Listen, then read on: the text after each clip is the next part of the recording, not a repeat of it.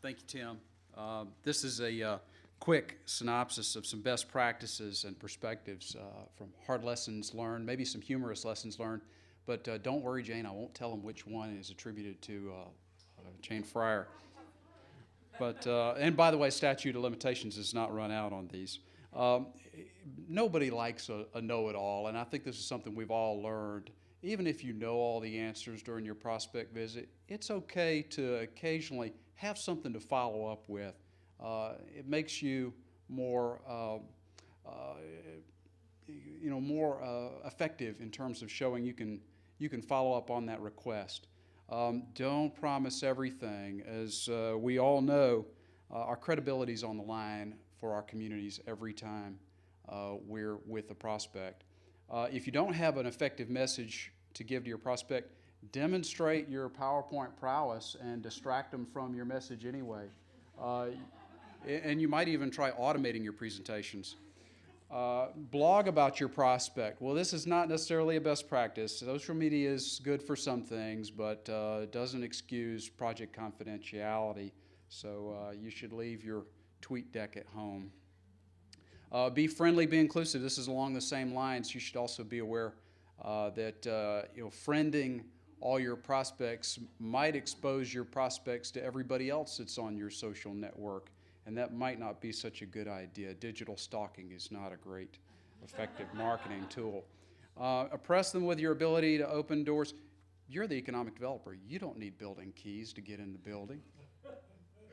I think you should do a dry run for every project visit. That's fundamental to what we do.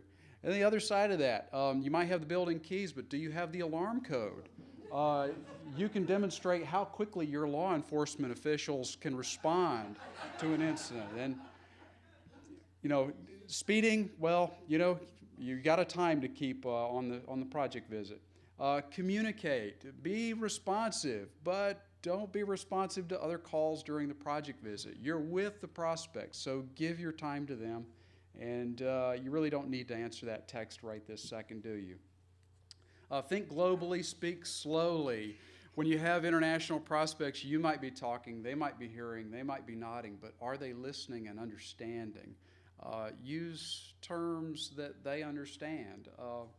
And in terms of making a commitment about your community, if you make a commitment before everybody else, wow, that'll really impress them. It'll probably get you a call from the commissioner, too, since you're committing state funds. Not a great idea. It's a cardinal sin. Tips for the tough prospect questions. Hey, go ahead and send up that red flag. The words, trust me, and that's no problem. Always a dead ringer for they have no idea how to deal with that issue. Connecting with people is great, but there's some things that you better just left alone. Wearing political buttons, bumper stickers, and then talking about controversial topics that just don't have a very good end. Stay away from those things during your visit. It'll be better. Making a positive impression. A negative times a negative is a positive, right? So negative selling. I mean, if you double down on negative selling, you ought to do fine. It really doesn't work. It doesn't show your community in a nice fashion. Anticipating the needs of your prospect. Plan that schedule so tight that you don't have a second to take a restroom break. And if they question your agenda, then you just tell them you know best. For dinner, if you have a dinner or a lunch opportunity, be cognizant that not everybody eats beef. If you've got Japanese, you don't have to just feed them lawfish. And no, it's not necessary to serve Budweiser to your German prospects for lunch. Multitasking, driving and texting is not a good idea at any time. Driving and touring is probably not a whole lot safer.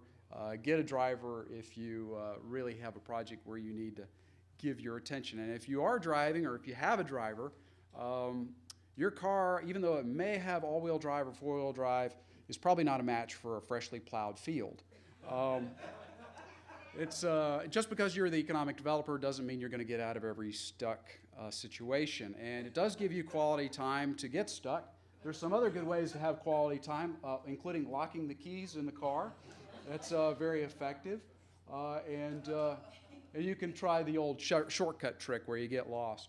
You can avoid a lot of these things with the 7 Ps. We've heard these already today. I may have misspelled one. I said proper pre-planning prevents pretty poor performance, but Jim Steed was a mentor of mine. Captain Steed. So there's my presentation, and thank you.